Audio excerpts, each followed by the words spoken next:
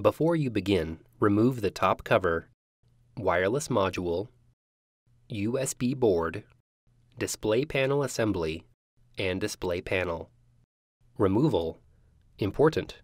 Make careful note of the routing of the webcam and wireless antenna cables for later replacement. Remove the rubber cable guide from the left display panel hinge.